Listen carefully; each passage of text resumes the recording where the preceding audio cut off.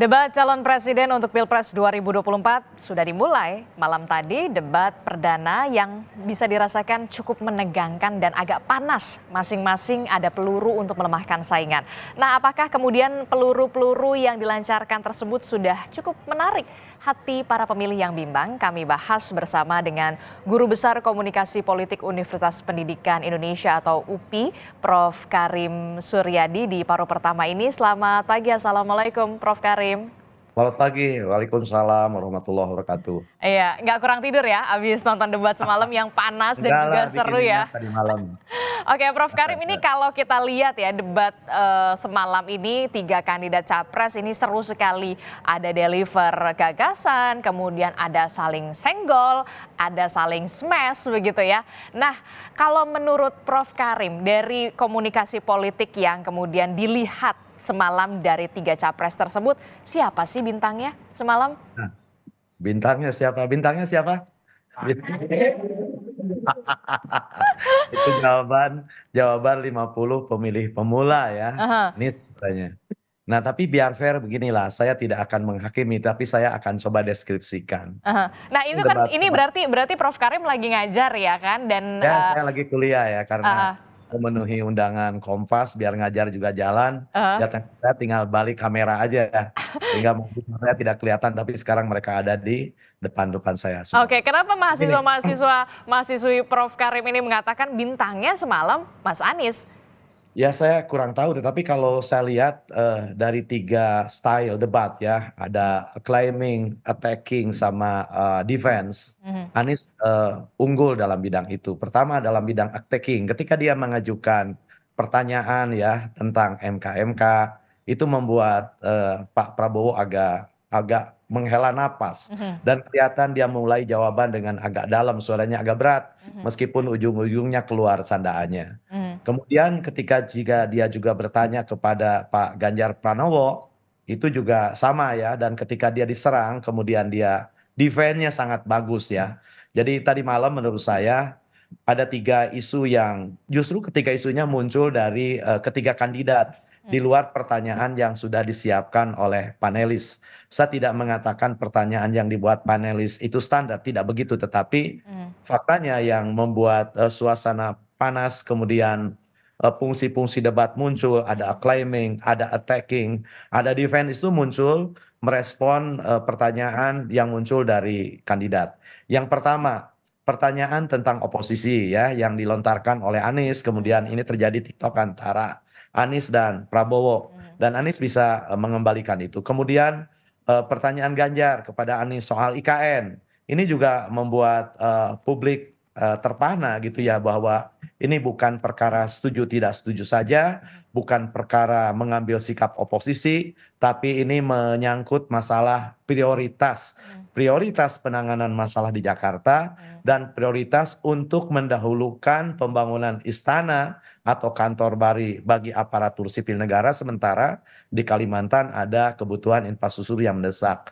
Pun masalah MK-MK gitu ya, baik ketika ditanyakan oleh Pak Ganjar maupun ditanyakan oleh Anies, Prabowo tidak menjelaskan ini secara gamblang. Mhm. Padahal ini sebenarnya kesempatan bagi Pak Prabowo untuk menjelaskan Mhm. apa sebenarnya kompromi yang dibangun. Sebab kita tahu meskipun tidak usah dibilang anak kecil, kita tahu politik itu adalah konsensus. Mhm. Konsensus macam apa? Nah, barangkali itu yang akan bisa membantu, tapi sayangnya itu kan tidak dituntaskan. Mhm. Tapi terlepas dari itu semua, ada juga misalnya kontes karakter ya, ketika menyampaikan closing, Mhm. Pak Ganjar menyampaikan closing yang sangat bagus, dan Mhm. saya teringat Mhm. closing Mengapa yang Anda disampaikan. menyebutnya closing dari Pak Ganjar ini sangat bagus?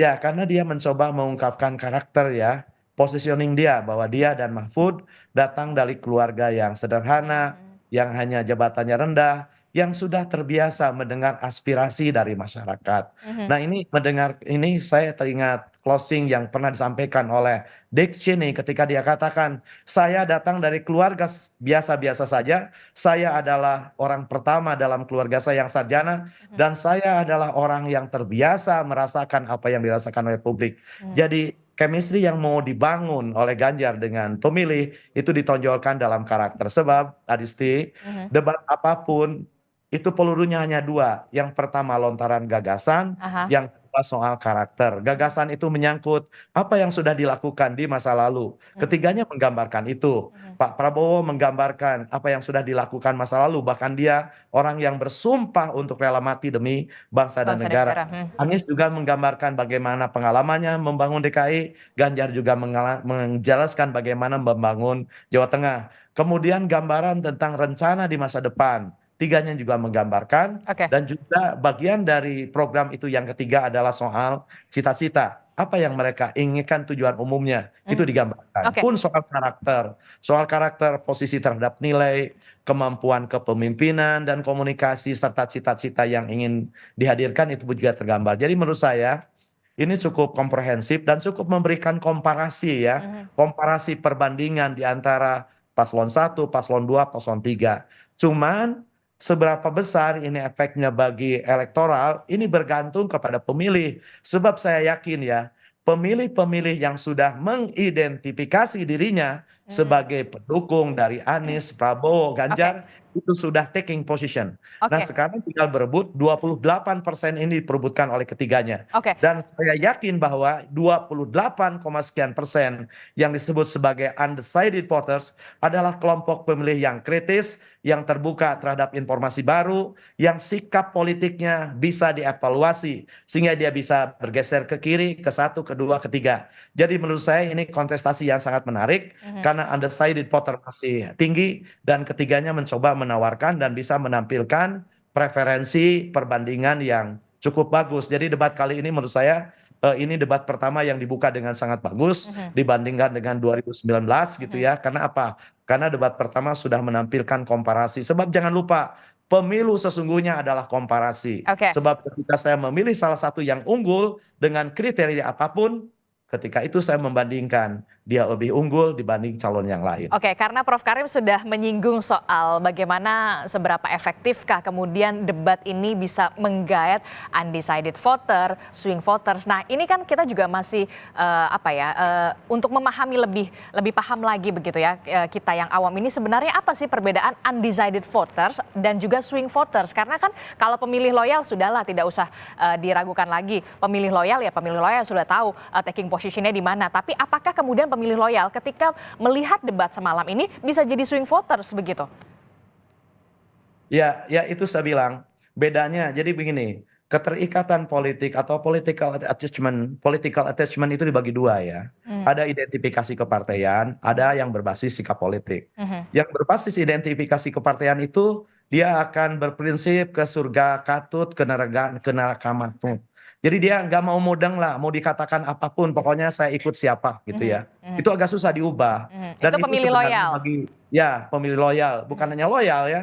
Kalau loyal sih masih bisa dipertimbangkan kalau digeser sikapnya. Mhm. Loyalitas yang didasarkan atas sikap politik itu Mhm. bisa dievaluasi, Mhm. masih Oke. terbuka terhadap informasi. Oke. Tapi loyalitas yang dibangun oleh identifikasi kepartaian, ya samina wa atona, saya dengar saya taat gitu ya. Mhm. Bergantung kepada ajakannya. Nah, ini yang dijelaskan oleh elaboration likelihood models. Jadi model elaborasi itu menempatkan mereka yang berpendirian ke neraka katut, ke surga manut, atau yang mengidentifikasi kepartaian, Oke. itu mereka yang menempuh jalur informasi periperial. Mhm. Mereka nggak mau mikir, nggak mau denger, nggak mau analisis, pokoknya ikutlah. Oke, kalau yang swing voters? Nah, kalau yang swing voter itu kan yang strong citizen gitu ya, yang bisa tersiu apa ya, terhembus angin ke kanan, ke kiri tergantung isu. Mhm. Kalau undecided voter memang dia belum memutuskan, tapi bukan berarti tidak memutuskan. Mhm. Justru dalam beberapa literatur, undecided voter itu adalah pemilih yang sangat kritikal, Mhm. yang membuka diri terhadap terpaan informasi apapun. Swing voter membuka diri, tapi keyakinannya tidak sangat partisanshipnya tidak dibangun oleh identifikasi kepartaian. Masih goyah Dan itu begitu ya? sebenarnya dan itu sebenarnya yang sering terjadi di Indonesia. Mhm. Kenapa? Karena meskipun identifikasi ketokohan ada, ya, identifikasi ketokohan kuat, tapi identifikasi kepartaian sebenarnya lemah. Kenapa? Karena ketika partai itu muncul atau partai bubar, nggak ada yang pernah meratapi. Beda dengan identifikasi keagamaan gitu ya, Muhammadiyah, NU, dan lain-lain. Jadi maksud saya, bedanya amat tipis. Swing voter amat labil, dia amat bergantung kepada informasi yang nyampe kepadanya, ajakan yang menghantar dirinya, atau iming-iming yang menghampirinya.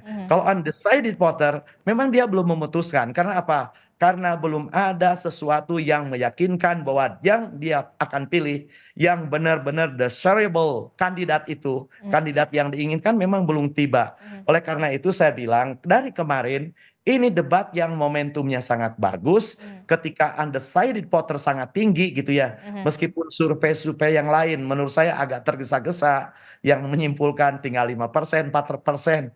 Ini seperti sudah final, wong angka golput aja lebih tinggi dari itu. Ini saya ketawa kemarin tuh ya mendengar survei yang mengatakan undecided voter yang belum memutuskan 4%, 5%. Masya Faktanya di Allah. Litbang Kompas saja undecided votersnya aja Nah dua itu puluh delapan koma makanya tujuh apa ya, persen. bukan karena Nah, saya ngomong di Kompas TV gitu ya, tetapi saya percaya betul undecided voter itu sekitar 30%. oke. Sebab mereka yang bingung, yang bimbang itu sangat banyak. Kenapa? Karena kalau kita jujur, kandidat ini kan rata-rata air. Nggak ada yang menonjol sama sekali kok. Nggak ada yang menonjol sama sekali. Dilihat dari momentumnya, nggak ada yang pas-pas banget. Seorang kandidat dikatakan momentumnya dapat ketika kemunculannya disambut dan dilulukan, sehingga sambutan masyarakat itu menutup yang lain. Ini enggak kok. Jadi, Dia jadi maksud Anda, Prof. Karim, penampilan semalam ini masih dikatakan cair-cair saja, belum menyentuh target deliver gagasan untuk menyentuh hatinya undecided voters? Menurut saya 30% sudah menyentuh, karena 3 isu itu ya, 3 isu yang disinggung tadi malam gitu ya. Itu tentang oposisi yang bisa memunculkan serangan yang sangat bagus, defense yang sangat bagus.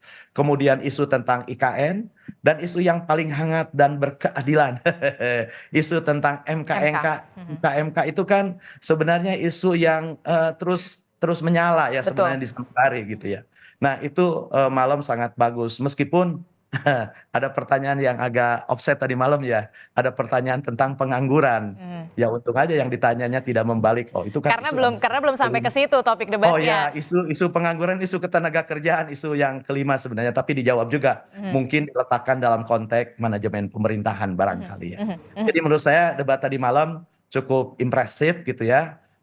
Sebab dalam budaya komunikasi politik di Indonesia, budaya komunikasi di Indonesia jangan pernah disamakan dengan di Amerika. Budaya komunikasi kita itu high context gitu ya. Orang cenderung mengatakan sesuatu yang tidak dia maksudkan. Oke. Optimisme itu masih kuat. Tapi tadi malam menurut saya cukup terbuka, cukup low context juga gitu ya. Sebab kandidat berani mengatakan apa yang sesungguhnya ada di hatinya gitu ya. Meskipun misalnya ketika Pak Ganjar bertanya kepada Pak Prabowo soal MK itu masih dengan nun sewu, maaf saya bertanya gitu ya. Demikian juga Izin. pertanyaan tentang apa? Tentang perlu tidaknya pembentukan Oke.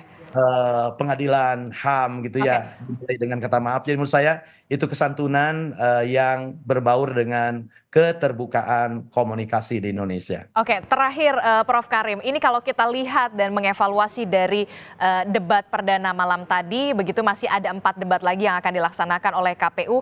Kalau kita melihat ini sebenarnya untuk kalangan kritis begitu, undecided voters yang rasional, yang kritis begitu ya, lebihkah kemudian gagasan itu lebih menarik, ataukah kemudian kandidat capres dan juga cawapres ini harus tetap mengutamakan apa ya, bisa dikatakan kalimat-kalimat Gen Z, milenial seperti yang diucapkan oleh Pak Prabowo, sorry ya, atau kemudian Mas Anies, ordal begitu. Ada kalimat-kalimat yang seperti itu yang kemudian diselipkan di debat semalam. Anda melihatnya perlukah itu masih dilakukan? Nah yang gitu-gitu ya, diksi, kemudian gimmicks, itu jangan lupa itu hanya bumbu ya, itu hanya garam. Bagaimanapun anak-anak milenial itu suka sediksi. Tapi ketika mereka ditanya dipilih yang seperti apa, mereka memilih dengan preferensi yang serius. Jadi kalau saya menyarankan untuk debat kedua, ketiga, keempat, kelima, itu bergantung kepada pertanyaan. As-su'alu nisful ilmu. Pertanyaan itu setengahnya ilmu. Nah, untuk menghasilkan jawaban yang mendorong kandidat taking positions, maka pertanyaannya harus bersifat preferensi, ya tidak A atau B. Jadi jangan pertanyaan terbuka yang hanya terkesan menguji pengetahuan, ya, yang mengundang kandidat berkata-kata gitu. Tapi harus sampai pada ya atau tidak. Anda pilih yang mana, gitu ya. Untuk memberikan kesempatan kepada kandidat mematrikan paku pengaruhnya yang konkret gitu ya. Seperti Pak Ganjar bertanya kepada Anies, Anda setuju nggak sih tentang IKN gitu ya? Kan jelas Anies tidak setuju Oke. dengan alasan karena lebih banyak program lain yang lebih harus diprioritaskan baik di Jakarta maupun di IKN. Ya, ketimbang pertanyaan misalnya ya kita kan harus maklum lah ini politik gitu, kita sudah dewasa. Jadi bukan ketegasan itu memang harus menjadi garis besar ya? Ya, ya, karena apa? Sekali lagi, inti perdebatan adalah memberikan perbandingan performance kandidat gitu Oke. ya, baik dari sisi program maupun dari sisi karakter. Dan pemilih sebelum membandingkan di bilik suara, mereka diajak untuk membandingkan performance dalam serangkaian debat. Sebab jangan lupa, dibandingkan dengan bentuk kampanye manapun, debat itu adalah memegang peran kunci. Karena dalam 2 jam mereka tampil serius, serius kemudian spontan meskipun di belakang ada persiapan. Tapi kan mereka ketika menjawab tidak lihat contekan gitu ya. Meskipun ada konsultannya, ada ahlinya, tapi mereka katakan sendiri. Dan kita melihat mana jawaban yang sudah mengendap, sudah terinternalisasi menjadi pikiran dan bahasanya sendiri, dan mana jawaban yang baru hinggap sejam 2 jam itu kelihatan kok. Oke. Dari tingkat keyakinannya, dari mimiknya, dari Oke. gesturnya, kita melihat kandidat mana yang lebih sering mengusap keringat gitu ya, lihat jam gitu ya, tidak nyaman di sana. Itu Oke. semua kelihatan tanpa harus saya katakan ya, demi objektivitas dan fairness. Ya, saya sengaja tidak mengevaluasi, tapi saya hanya mendeskripsikan saja gambaran debat semalam 1, 2, dan 3 seperti itu. Oke, kita akan tunggu. Seru sekali semalam, tapi masih ada 4 kali debat Ya. lagi yang akan dilakukan oleh KPU Republik Indonesia Mudah-mudahan ini. tidak anti klimak ya. Oke, dan kita harapkan kemudian setelah debat ini mahasiswa, mahasiswi Prof Karim ini sudah bisa menentukan pilihan mana yang kemudian menjadi pemimpin-pemimpin masa depan. Terima kasih Punya Guru Besar. pilihan? Terima kasih Guru Besar Komunikasi Politik Universitas Pendidikan Indonesia Prof Karim Suryadi. Assalamualaikum, selamat pagi Prof. Waalaikumsalam warahmatullahi wabarakatuh. Terima kasih Adisti.